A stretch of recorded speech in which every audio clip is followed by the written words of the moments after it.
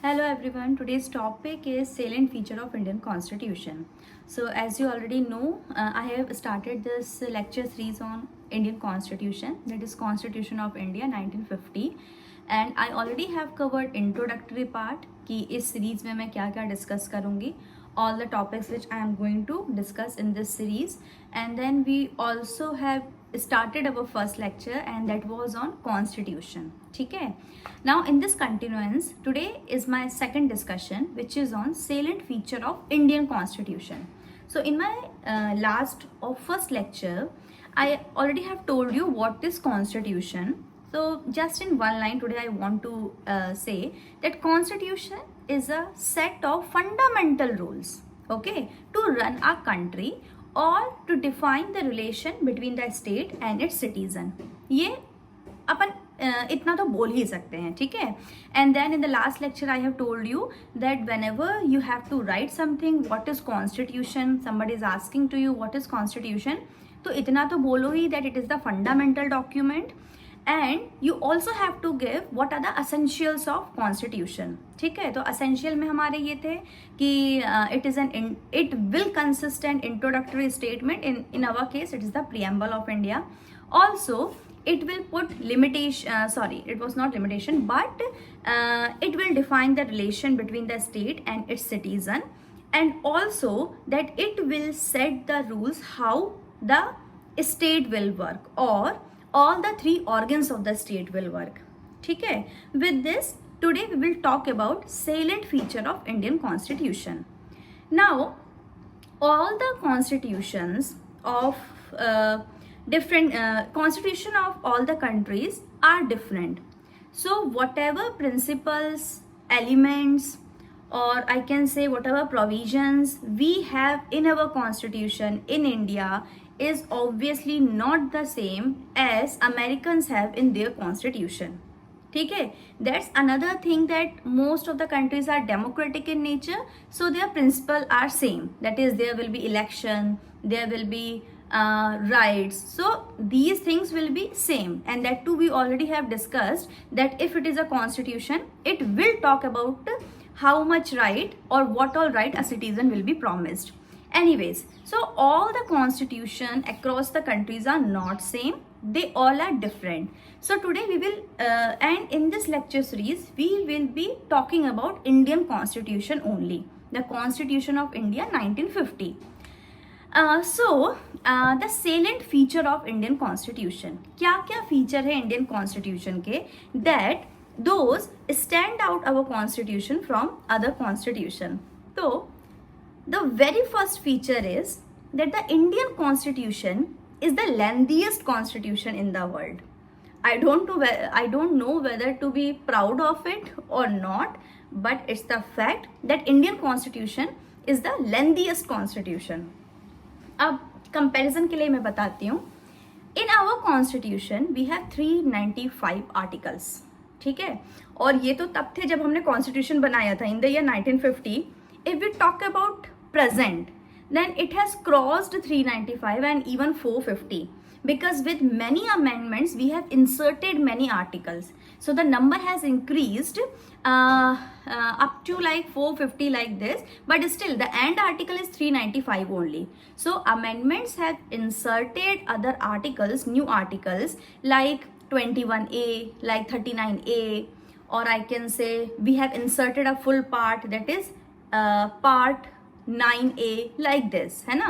So it is from article 1 to article 395 only, but in between we have inserted some articles by putting A, B, C like this. So it is the lengthiest constitution. Now just for a comparative purpose, why it is lengthiest constitution? क्योंकि जहाँ हमारे Indian constitution में 395 articles है, if we talk about constitution of America, they don't even have 30 articles. It is somewhere around 27. So just compare that 30 articles maximum, it is 27 only, है ना. 30 articles maximum on one hand, that also for a country like America, it is not a small country, है ना. That also they have 50 states. तो उधर भी diversity है, not at par with India, I admit it, but they do have this diversity. तो वहाँ पे भी इतनी स्टेट्स हैं, वहाँ पे भी डाइवर्सिटी है. They also have a history, again not as ancient as India, but anyways, so still they have only 30 articles. But if we talk about Indian constitution, we are the lengthiest in the sense that our story doesn't end at 395 article. It has then 12 schedule. Originally it was 8 schedule, now we have 12 schedules, and we have all the amendments and like this. So in total we have 395 articles divided into 22 parts, and we also have 12 schedules and 3 lists: union list, state list, and concurrent list. So in this way, Indian constitution is the lengthiest constitution, and it can also be described quite oftenly as the elephant size constitution. तो हमने अपने constitution में almost सब चीज़ें रख दी हैं. Almost कैसे? when other constitutions are only putting certain things in the in it. For example, America में they will talk about political setup, how this, what organs will enjoy what all kind of power, or I can say on rights and all.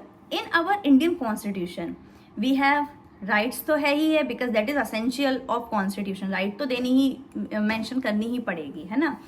Organs of state भी हैं, वो भी mention करना ही पड़ेगा, because this is the purpose of the constitution. Separation of power भी अच्छे से define किया है, बिल्कुल नीटली, है ना. There is no overlapping and there is no ambiguity, बिल्कुल नीटली डिफाइन किया है. That judiciary, legislature, executive all are different, है ना. So but we have checks and balances also. That's another thing to discuss in some separate lecture series. Anyways, तो हमने fundamental right भी दिए, हमने डीपीएसपी भी दे दी है, जो कि नॉन एनफोर्सिएबल है, बट हमने स्टिल मेंशन कर दिया है, ठीक है. हमने फंडामेंटल ड्यूटी भी दी है, which was added later by Indira Gandhi government, but we have to count it now. तो हमारे पास फंडामेंटल ड्यूटी भी है, डीपीएसपी भी है, फंडामेंटल राइट भी है. फिर हमारे पास वो आर्टिकल 51 से आर्टिकल इट्स लाइक 123 तक पूरा सेटअप है गवर्नमेंट का, है ना, स्टेट का. फिर हमने सुप्रीम कोर्ट भी अपने आर्टिकल में डिफाइन कर दिया है, उनका अपॉइंटमेंट, उनका सैलरी, उनका रेसिडेंस और सब चीज़ हमने अपने कॉन्स्टिट्यूशन में ही बता दिया है. फिर बात यहाँ पे भी खत्म नहीं हुई, हमने हाई कोर्ट्स का भी बता दिया है अपने कॉन्स्टिट्यूशन में, that what will be the power of high court, what will be the jurisdiction of different high courts, everything in that, ठीक है. उसके बाद हमने इलेक्शन कमीशन भी डिफाइन कर दिया है, प्रोवाइड कर दिया है, कॉन्स्टिट्यूट कर दिया है विद इन कॉन्स्टिट्यूशन ओनली. उसके बाद हमने ट्राइब्यूनल्स के बारे में भी बात की है. फिर हमने पंचायती राज भी उसी में दे दिया है. फिर हमने इमरजेंसी भी डाल दी है, हमने अमेंडमेंट भी डाल दिया है, और हमने ट्रेड एंड कॉमर्स चैप्टर भी डाल दिया है. तो हमने बहुत सारी चीज़ें अपने कॉन्स्टिट्यूशन में ही डिफाइन कर दी है ना.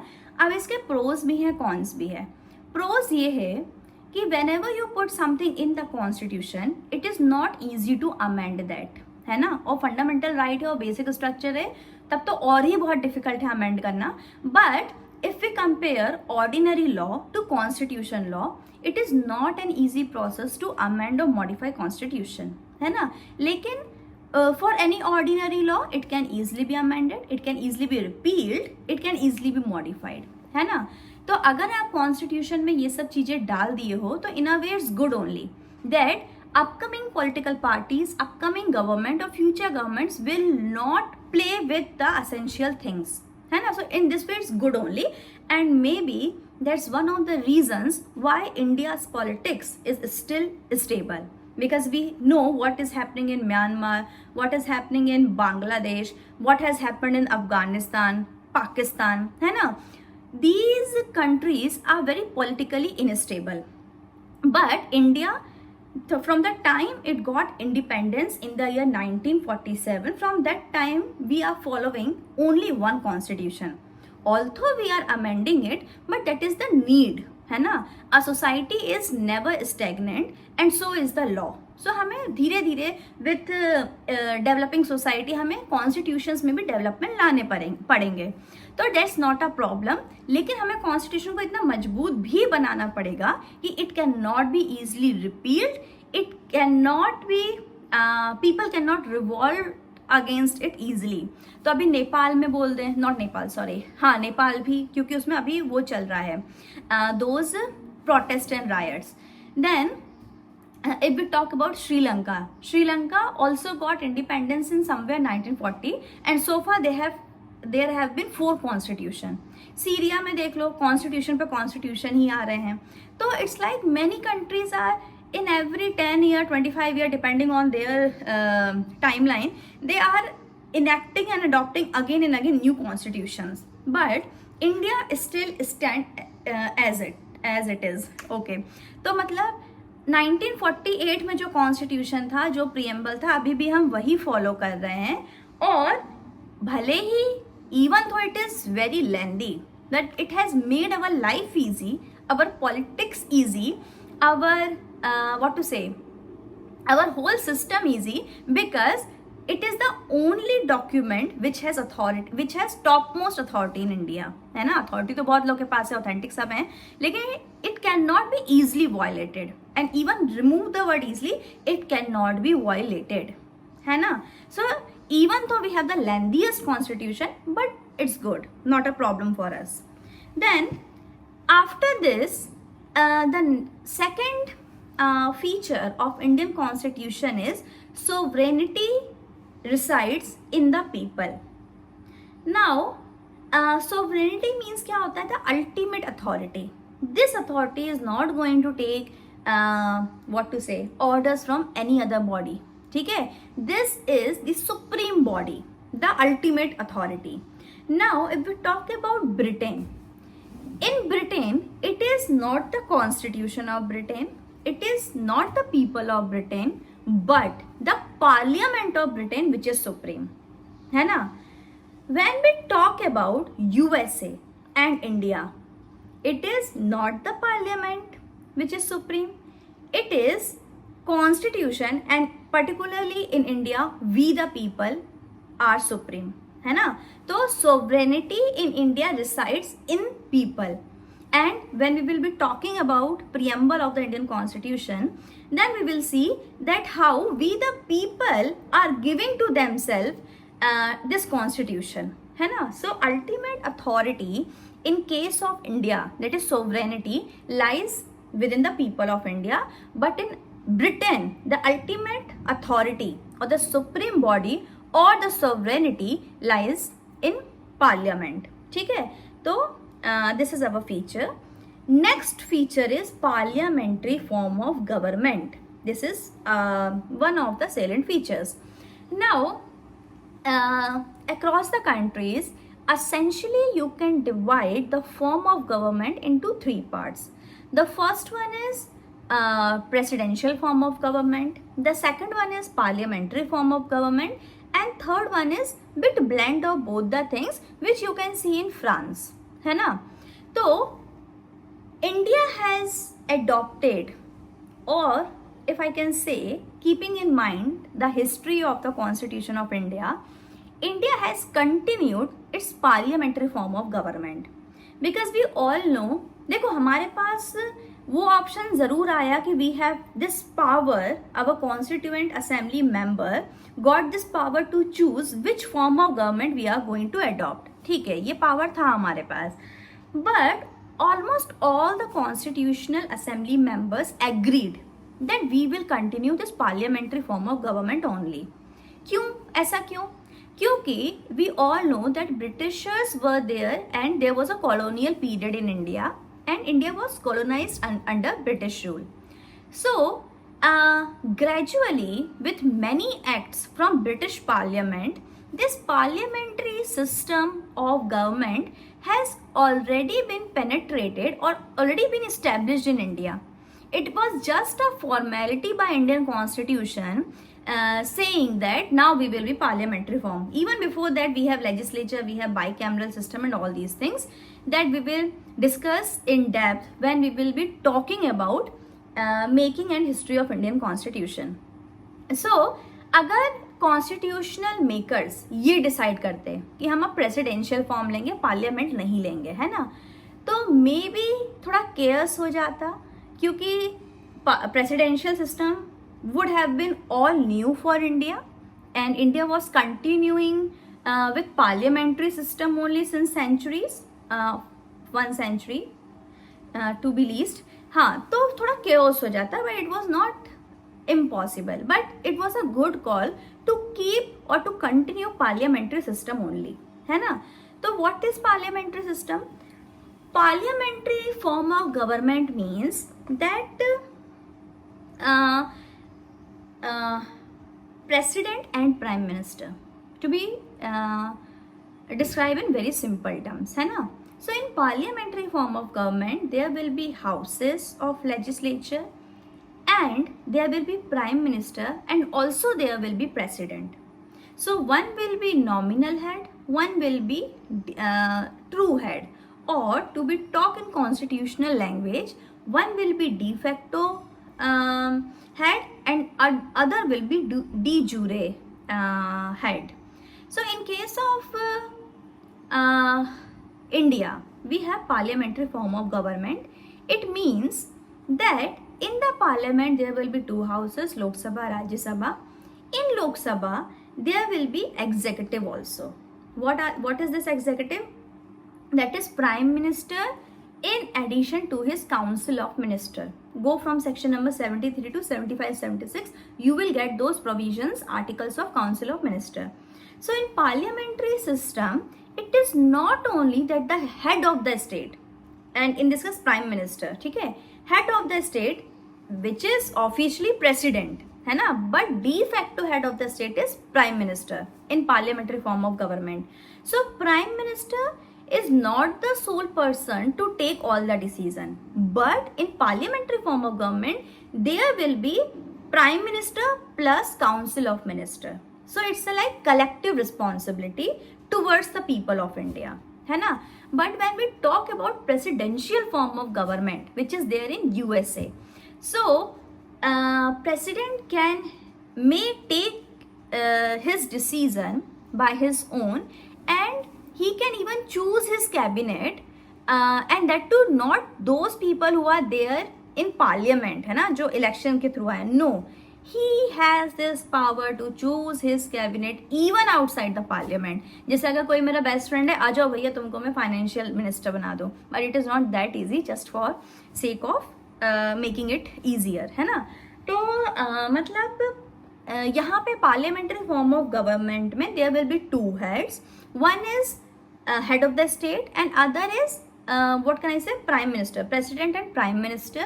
One will be de jure head, other will be de facto. So prime minister is de jure head, I'm so sorry, again sorry. So here president is de jure head, that is nominal head, and prime minister is de facto head, that is head in fact.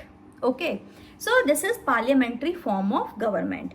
The next feature is unique blend of rigidity and flexibility.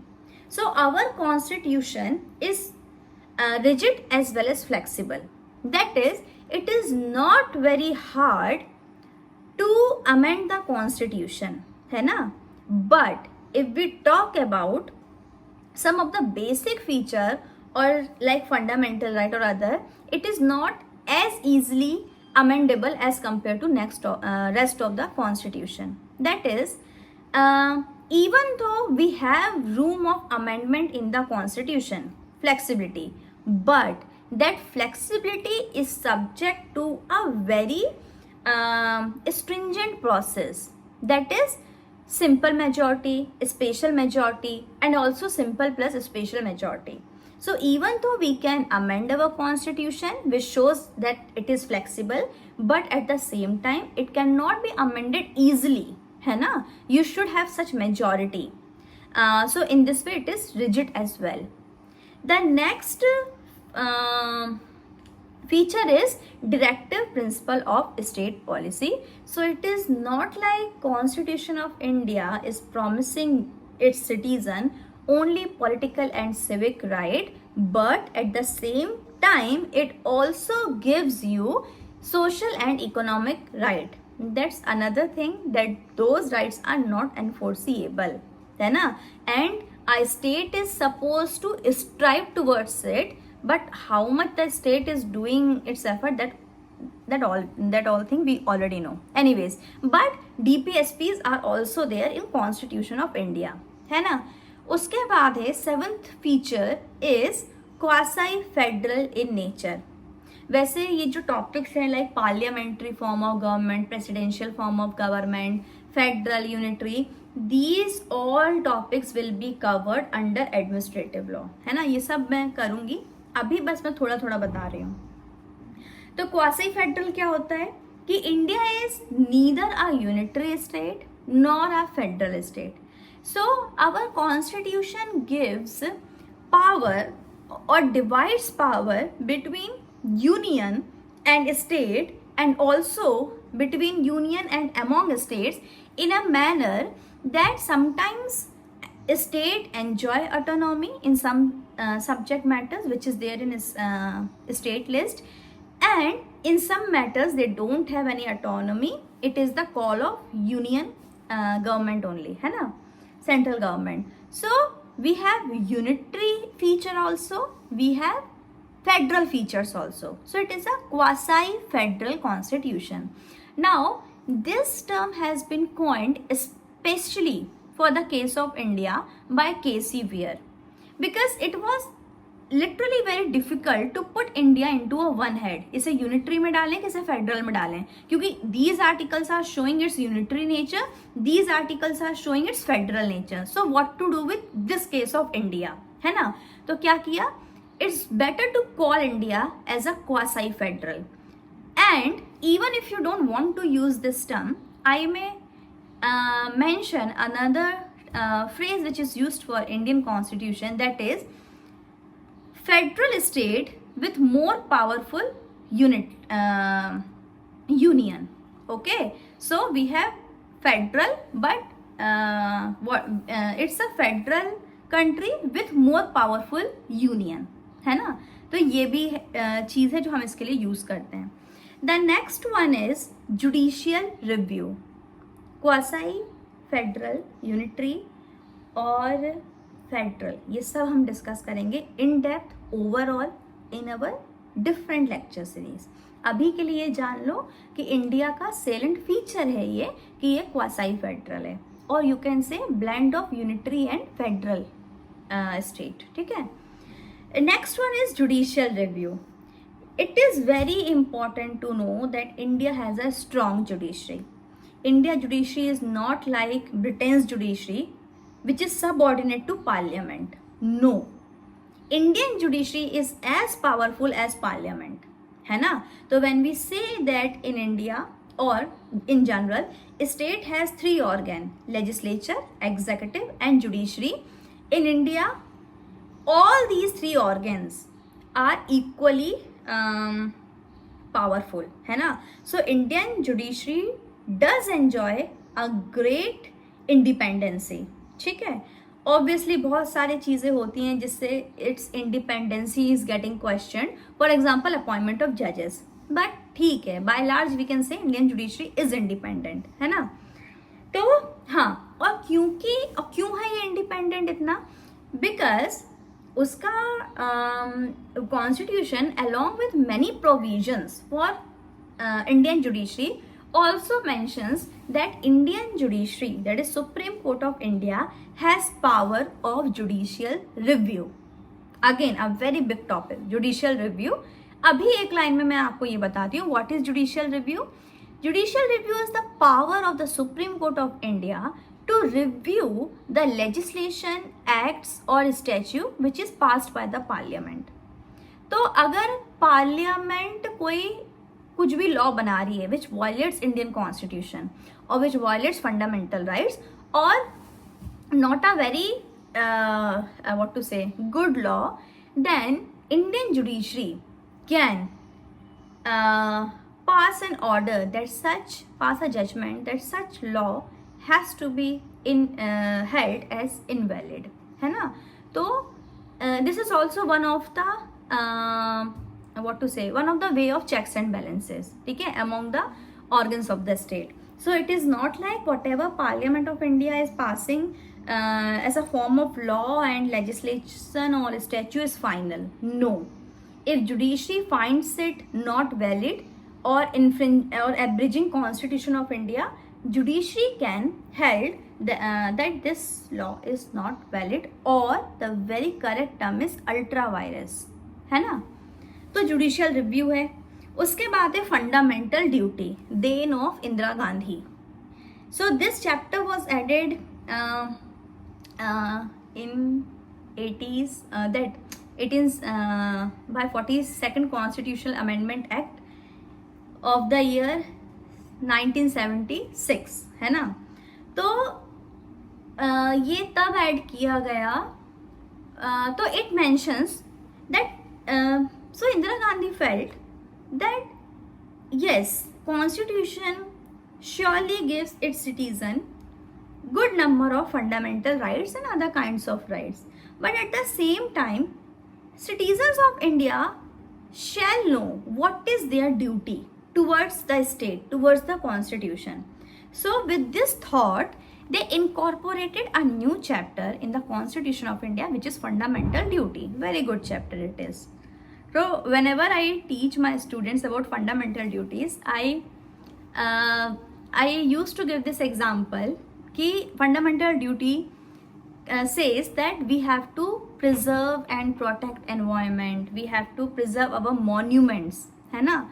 तो we all have seen, अगर हम कहीं पे भी जाते हैं कोई monument में, कुतुब मीनार देख लो, है ना, और या तो तुम ताजमहल देख लो. ताजमहल में तो फिर भी restrictions हैं. और कोई भी हिस्टोरिकल मॉन्यूमेंट देख लो, फोर्ट देख लो, म्यूजियम्स देख लो, कोई गार्डन देख लो, अच्छा, तो आपको कहीं ना कहीं मिल जाएगा ऐसे हार्ट बना रहेगा, सोनम बेवफा है लिखा रहेगा, या राजा लव्स नीलम लिखा रहेगा, कुछ ना कुछ ऐसा लिखा रहता है. तो it is our duty to protect and preserve these monuments of national heritage, है ना. तुम कुछ भी लिख के नहीं आ सकते हो. फोन नंबर लिख देते हैं अपना, कौन ही कॉल करेगा ऐसे लोगों को जो ऐसे गंदगी फैला रहे हैं.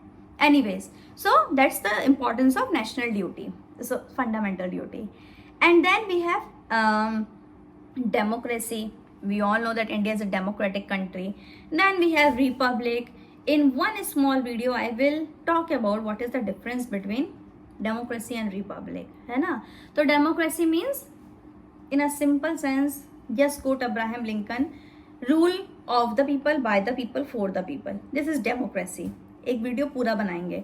Republic means the head of the state will be elected rather than hereditary as it is in Britain, है ना. तो रिपब्लिक में जो हमारा हेड ऑफ स्टेट होगा, in our case president, that will be elected. Although we have a different system, that is electoral college, but still it would be elected plus for a fixed tenure. अब what happens in Britain? जब तक राजा या रानी मर नहीं रहे हैं तब तक वही रहेंगे, है ना. तो there it is monarch, rule of monarch, और they are republic in that sense that it is actually their feature is they are monarch. हमारा republic है, but our republic is elected republic for a fixed tenure. So this is the difference. Then we are secular, of course. क्या secular होता है हम obviously पढ़ेंगे when we will be talking about freedom of religion. अभी के लिए सिर्फ इतना ही request कर सकती हूँ that be secular. Don't blindly, even though you are following any religion, respect other religion, because India's secularism is very different concept from that of Western secularism. India's respect is not about separation of state and religion, but India's in a negative sense, but India's secularism is in a positive way, what to say, in a positive way, ask state to not to interfere in religion. So there will be no religion of the state, so the state will not have any religion, but at the same time India as a state will protect and respect all the religion, है ना। तो जब तुम्हारा constitution ही ये बोल रहा है वो बहुत अच्छी बात है, तो तुम भी यही बोलो, बिकॉज नाउ अ डेज बहुत गंदगी हो रही है, नहीं बात करेंगे इस पे, आगे चलते हैं, है ना। तो सेकुलर हो गया अपना। फिर हाँ, ऑलमोस्ट डीज ही हैं, सिंगल सिटीजनशिप है। In America we can see that we have dual citizenship, but this is not the case in India, single citizenship.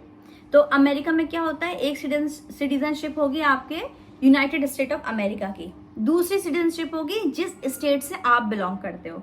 जैसे in present case if you are from Andhra Pradesh, one citizenship of India, other citizenship of Andhra Pradesh. तो ये चीज India में नहीं है, ऐसा चीज America में, डुअल सिटीजनशिप। इंडिया में यू विल, कहीं पे भी जाओ वर्ल्ड में, you will be only Indian citizen, आपके स्टेट का उधर कोई रोल नहीं है ना। So with this, I will end this lecture, and these are the salient feature of Constitution of India. ठीक है? So thank you everyone.